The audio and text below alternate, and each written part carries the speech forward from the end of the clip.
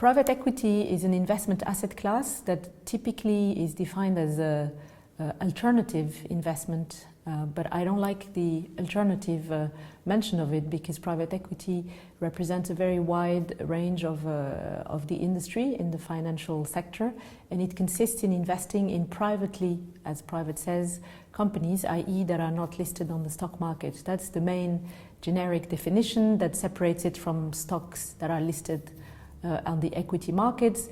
It typically involves a wide range of stages, so from very early stage investments in very small companies, or as we call them, seed or even pre-seed, all the way to distressed companies, and in the middle you have all kinds of stages that I can delve into a little bit more, but it encompasses a wide range of the economy, i.e. it concerns all kinds of companies that a private equity investor will invest in with private money, as opposed to by buying a stock listed on the stock market.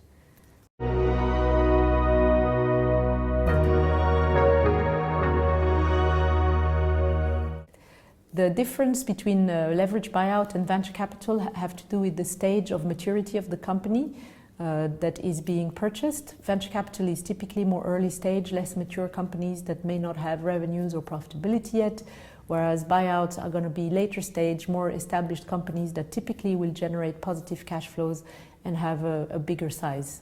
The second key difference between venture capital and leverage buyouts is the type of structure when it comes to financing the acquisition. So typically a venture company will only receive equity funding, whereas a leverage buyout will include some sort of leverage. Typically 50% of the acquisition could be financed by debt, and the reason is that the company cash flows can justify such leverage, and it enhances returns and also reduces the tax bill.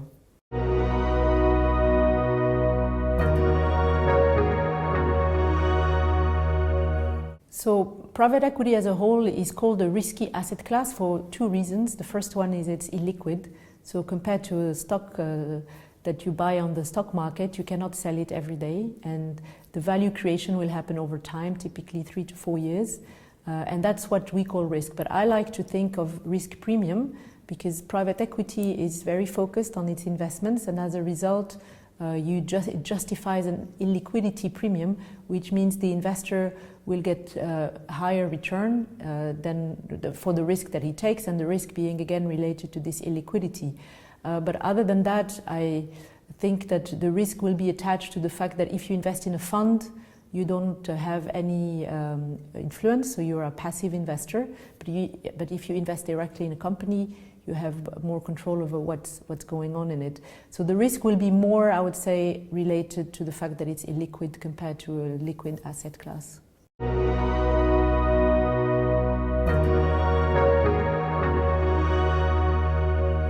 So private equity has been even more attractive since the financial crisis, for the simple fact that it has performed very well, better than the stock markets, with less volatility and more consistency in its performance. And as a result, of course, as the interest rates have been gradually going down and the yields have come down across many other asset classes, private equity has attracted more interest. It has performed very well and continues to do so despite the financial crisis.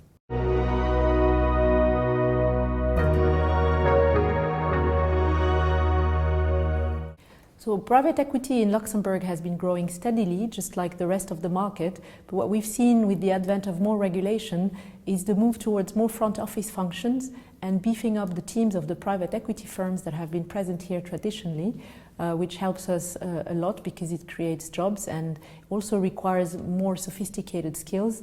And more generally, as the industry is growing very fast, it calls for more attention and more oversight on behalf of the investors and the regulators. So we have to keep up with the success and make sure that it continues whatever happens on the macro level in the economy.